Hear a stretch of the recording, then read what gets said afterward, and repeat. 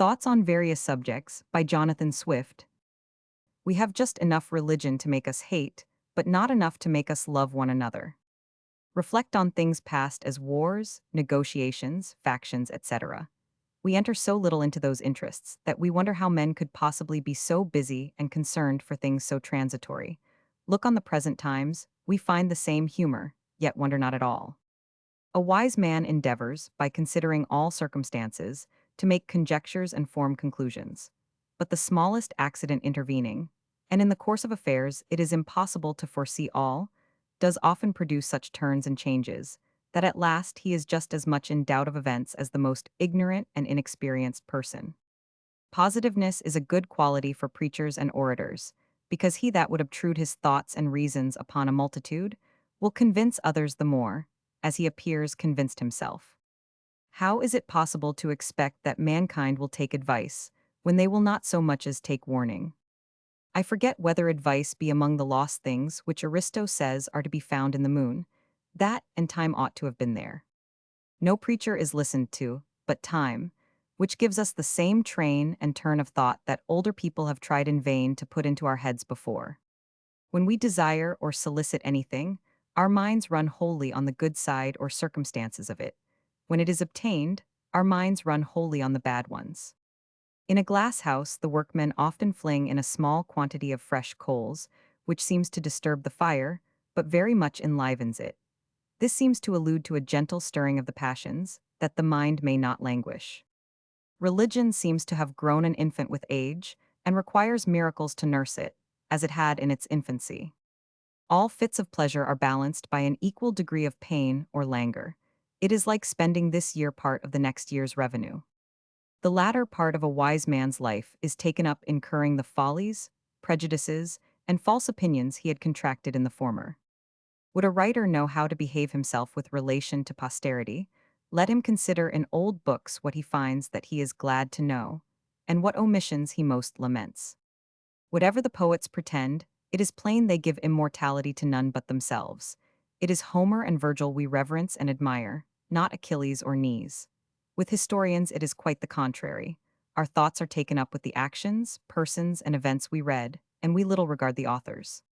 When a true genius appears in the world, you may know him by this sign, that the dunces are all in confederacy against him. Men who possess all the advantages of life are in a state where there are many accidents to disorder and discompose, but few to please them.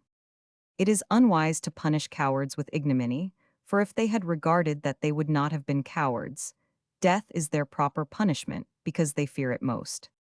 The greatest inventions were produced in the times of ignorance, as the use of the compass, gunpowder, and printing, and by the dullest nation, as the Germans.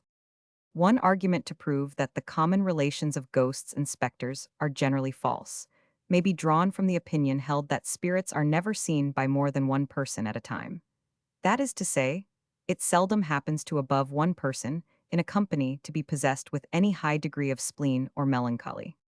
I am apt to think that, in the day of judgment, there will be small allowance given to the wise for their want of morals, nor to the ignorant for their want of faith, because both are without excuse. This renders the advantages equal of ignorance and knowledge.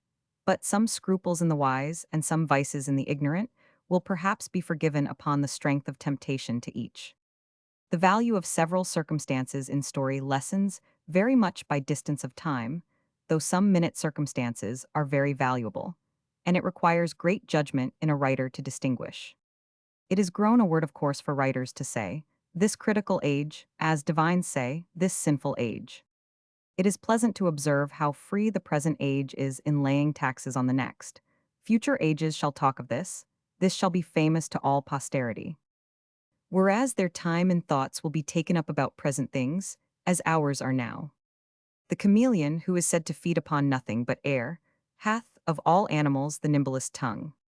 When a man is made a spiritual peer, he loses his surname; when a temporal, his Christian name.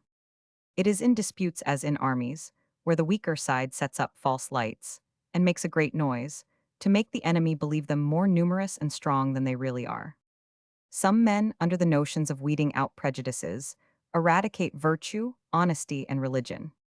In all well-instituted commonwealths, care has been taken to limit men's possessions, which is done for many reasons, and among the rest, for one which perhaps is not often considered, that when bounds are set to men's desires, after they have acquired as much as the laws will permit them, their private interest is at an end, and they have nothing to do but to take care of the public.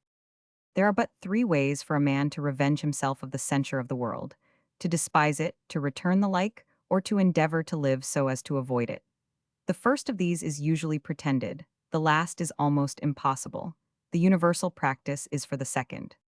I never heard a finer piece of satire against lawyers than that of astrologers, when they pretend by rules of art to tell when a suit will end, and whether to the advantage of the plaintiff or defendant, thus making the matter depend entirely upon the influence of the stars, without the least regard to the merits of the cause.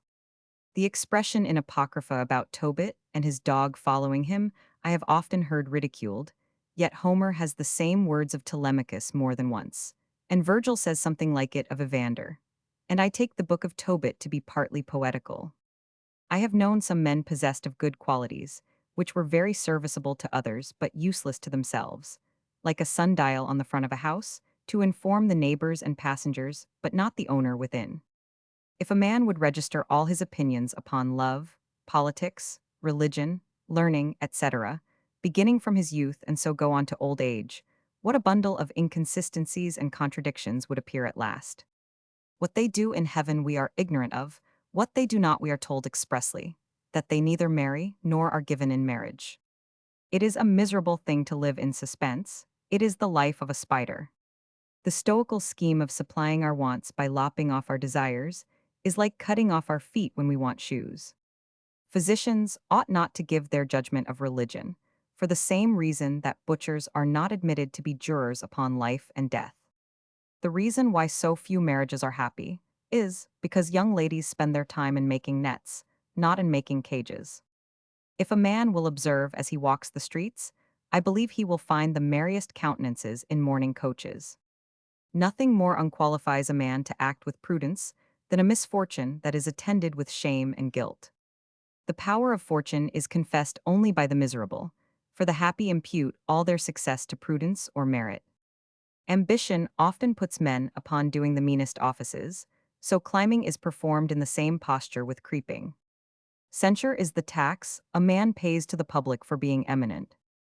Although men are accused for not knowing their own weakness, yet perhaps as few know their own strength. It is, in men as in soils, where sometimes there is a vein of gold which the owner knows not of. Satire is reckoned the easiest of all wit, but I take it to be otherwise in very bad times, for it is as hard to satirize well a man of distinguished vices as to praise well a man of distinguished virtues. It is easy enough to do either to people of moderate characters. Invention is the talent of youth and judgment of age, so that our judgment grows harder to please when we have fewer things to offer it. This goes through the whole commerce of life. When we are old, our friends find it difficult to please us, and are less concerned whether we be pleased or no. No wise man ever wished to be younger. An idle reason lessens the weight of the good ones you gave before. The motives of the best actions will not bear too strict an inquiry. It is allowed that the cause of most actions, good or bad, may he resolved into the love of ourselves. But the self-love of some men inclines them to please others, and the self-love of others is wholly employed in pleasing themselves. This makes the great distinction between virtue and vice. Religion is the best motive of all actions, yet religion is allowed to be the highest instance of self-love. Old men view best at a distance, with the eyes of their understanding, as well as with those of nature. Some people take more care to hide their wisdom than their folly. Anthony Henley's farmer, dying of an asthma, said, "Well, if I can get this breath once out, I'll take care it never got in again." The humor of exploding many things under the name of trifles, fopperies, and only imaginary goods is a very false proof either of wisdom or magnanimity, and a great check to virtuous actions. For instance, with regard to fame, there is in most people a reluctance and unwillingness to be forgotten. We observe, even among the vulgar, how fond they are to have an inscription over their grave. It requires but little philosophy to discover and observe that there is no intrinsic value in all this. However, if it be founded in our nature as an incitement to virtue, it ought not to be ridiculed. Complaint is the largest tribute heaven receives, and the sincerest part of our devotion. The common fluency of speech in many men, and most women, is owing to a scarcity of matter and a scarcity of words. For whoever is a master of language and hath a mind full of ideas will be apt in speaking to hesitate upon the choice of both. Whereas common speakers have only one set of ideas and one set of words to clothe them in, and these are always ready at the mouth.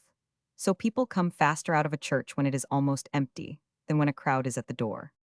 Few are qualified to shine in company, but it is in most men's power to be agreeable. The reason, therefore, why conversation runs so low at present is not the defect of understanding, but pride, vanity, ill nature, affectation, singularity, positiveness, or some other vice, the effect of a wrong education. To be vain is rather a mark of humility than pride. Vain men delight in telling what honors have been done them, what great company they have kept, and the like, by which they plainly confess that these honors were more than their due, and such as their friends would not believe if they had not been told. Whereas a man truly proud thinks the greatest honors below his merit, and consequently scorns to boast. I therefore deliver it as a maxim, that whoever desires the character of a proud man ought to conceal his vanity. Law in a free country is, or ought to be, the determination of the majority of those who have property in land. One argument used to the disadvantage of Providence I take to be a very strong one in its defense. It is objected that storms and tempests, unfruitful seasons, serpents, spiders, flies, and other noxious or troublesome animals, with many more instances of the like kind, discover an imperfection in nature, because human life would be much easier without them. But the design of Providence may clearly be perceived in this proceeding. The motions of the sun and moon, in short, the whole system of the universe, as far as philosophers have been able to discover and observe, are in the utmost degree of regularity and perfection.